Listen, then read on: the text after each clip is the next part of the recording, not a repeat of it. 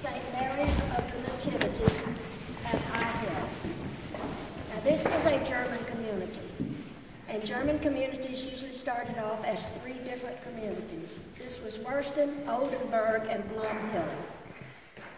And when the post office came in, they called it High Hill. This is the 3rd church on this side.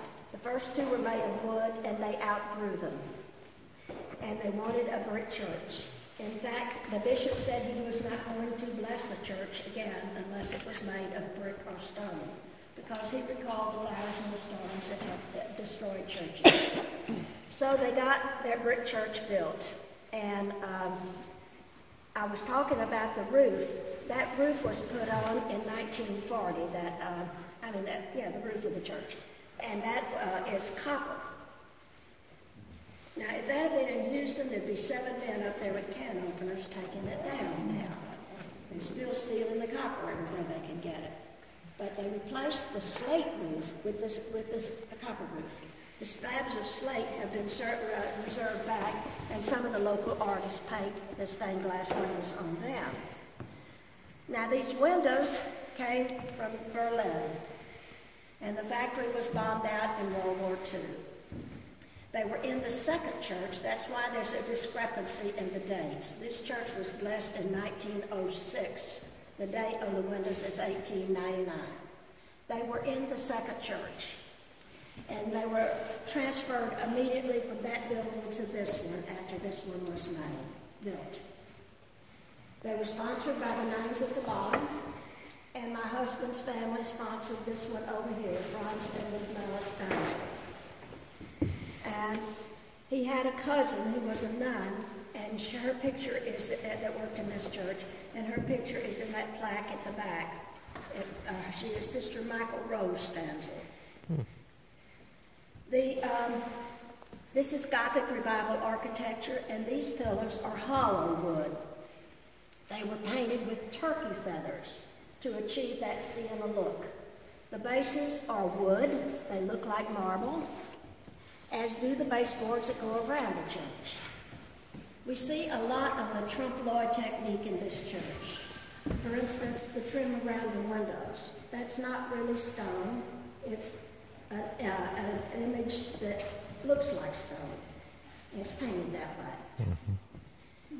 The painters for this church were Stockert and Kern, the same as were down in Dabina, and the architect was Dealwood, the same one that's at Dabina. When this church was built, they added windows. They added the one over each door. Here we've got the coronation of Mary, and over here Jesus teaching the children. And then facing the narthex on the left, that's the Immaculate Conception. And then on the right is the Annunciation. Those were made in Munich and installed later. The window in the center of the reredo, that was a window in the 2nd church, the crucifix. But they wanted it to be the main focal point of the high altar, so they had it built with that in mind. The altars were built in San Antonio. Severs and Company made the altars. This church never did remove their altar rail or their ambo. The ambo is a beautiful piece of artwork. It's Jesus and the 4 evangelists, and it's done in relief. It isn't used very often. In fact, in the years I've been here, the 9 years, I've only heard of it being used twice. And the only explanation I've been given that makes any sense to me is that the priest didn't want to be elevated that high above the parishioners anymore. But it was a very functional piece of furniture in its day. Everyone could see the priest, and his voice was captured in the canopy. It didn't go out, or in the cupola. Mm-hmm. It didn't go out into the room. This church has good acoustics, though. Now, all of our presentations come from the lectern up here. This is a mission church of St. Rose of Lima. Our 2 priests have this in their territory. And we've talked before about how large their territory is. And they will have a Mass here on Saturday night and one on Wednesday night. The male saints are on the left and the female are on the right. In 2009, this church underwent a renovation, preservation, restoration, whatever you want to call it. And the reason for it, these triangular panels that go up toward the vault, those are canvas, it's paint on canvas attached to wood. And they were coming loose. And so they called in Robert Marshall, and he cleaned up the paintings, the triangles, and touched up the paint where it was necessary, put the adhesive back on them, applied the heat, and where it didn't adhere, injected with a hypodermic needle so he could get a good seal. When he finished that assignment, the question was asked, now what else do we have to do? Robert Marshall said, we have to clean every square inch of this church. So they went to the bishop for permission. The bishop said, what's it going to cost? $500,000. Where is the money coming from? We have it in the bank. My blessing. So they brought in the scaffolding, and it took a year to do what they did, but it wasn't invasive work. The church could still be used. Now, when you look at that ceiling, first off, that is a design that William Morris developed, and he was the textile designer in England who died in 1850. So our painters, Stockert and Kern, borrowed that design to put up there in the ceiling. And you look up there, you see those cross members and those gold orbs that go up the center aisle and go up the side aisles. Those are made of wood, and they're covered with gesso, and then covered with the gold leafing. This church is monitored, and it's always air controlled. When we look up in the balcony up there, that pipe organ dates back to 1910. It was built in Delaware, and the church got it in 1930. It is played for Mass, and it is a pipe organ, so we do hear beautiful pipe organ music. We'll have a choir up there. It might be 6 people, it might be 4 people. But Mass is always well attended in this church. I see some of you are hanging on to these seats that we have here. These pews were built by Carl Muir, a local man. He made 42 of them in 1910. The church was built in 1906. And when he was putting them in, they thought, well, you know, we outgrew the first 2 churches.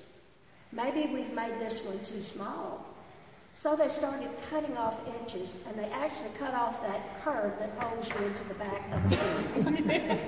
And the whole idea was to put more pews in the back so they wouldn't have to build another church. So it isn't such a problem for us because, you know, we're on our knees as much as we're seated. Right. But strangers think that this is weird. Now, the front pews, you notice, are kind of small. That's where the children had to sit, so the priest can keep his eye on them. And up here you see a lot of graffiti scratched in the place. And the kids messed around like kids do. This church has the Stations of the Cross going clockwise, and that is why we smart Josephs thought that that was a Czech-German thing. You know, this is a German community. And so we don't have the infant Jesus of Prague here. We have the young Jesus teaching in the temple, giving the blessing, 2 fingers up and 3 down. God and man and the Trinity. Now, when they were cleaning the walls here, think back, 1906, a lot of candles had burned. The walls were covered with soot. So when they were cleaning them off, they found this laurel of roses that goes all the way around the church. And they said, well, we've got to keep that. That represents the 5 mysteries of Mary. And then when they were cleaning up under the dado there, the original design under there is pictured, is maintained in that back area, which is to as the baptismal, although we don't use it as a baptismal anymore. We use the font up here. But the walls there depict what they originally looked like. There are crosses of different sizes and shapes, gold crosses, and images of draped fabric. And they decided not to go back with that design. I don't know why. It looks like a pretty complicated design, but I don't have anything that tells me why they did not go back with that design. So they just painted this dove gray all the way around.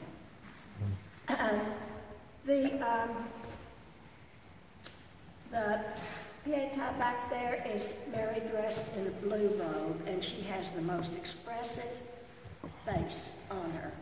So on your way out, you'll want to take a look at that. On our high altars, we have the St. Paul and St. Peter, and then the Blessed Virgin up at the very top. The windows behind the altar have special meaning. We have, on the small window over here, it's the nativity scene. And in the corner, King Melchizedek. And he is shown blessing Abram after Abram had defeated the king of Sodom. And Abram is awarding him a tenth of everything. He's telling them, I will give it to my people that came with me. I won't take it for myself. And that's Genesis 14. Then in the opposite corner, we have the preparation of the sacrifice of Isaac. And we know that didn't happen because of Abram's belief in the Lord. Isaac's life was saved. And that's in Genesis 22.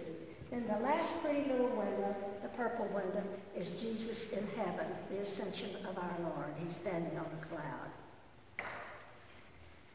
The ambo has the four evangelists, Matthew, Mark, Luke, and John, and they're done in relief. So it's a beautiful piece of artwork we still have with us. These light fixtures were installed during the renovation. Prior to that time, they were those porcelain lights that are hanging up there by the exit sign at the entrance. See over at the door there? So they replaced them with these beautiful light fixtures. Also, during that time of the renovation, they attended to a type of scaffolding behind the high altar. When you look at that high altar, you see votive candles on each spire. Green, red, spilling over to the side altars. Those are lit once a year at Christmas Eve. We have a candlelight service. And they have to be hand-lit. So up until the time of the renovation, they had a rickety structure back there that one had to climb to tend to the candles. And the man that did it was not a small man, nor was he a young man. I know I was sitting in front of him at one of the masses, and I heard him say, oh, I see a couple flickering. I've got to remember those. And so I know who did it, who took care of our candles. And now, after the renovation, his grandson takes care of it, and they have put a proper scaffolding back there.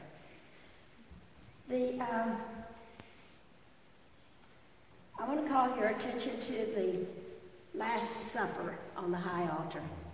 That's different from any that I've seen. They're on both sides of the table. You know, Leonardo da Vinci in Milan presents them all on one side. But I personally don't think Jesus said anybody that wants his picture taken get on this side of the table. I think that's probably more like it. They're on both sides. Now, they might have been reclining, I don't know, but they are opposite. And there again, that's done in relief. It's a beautiful piece of artwork. And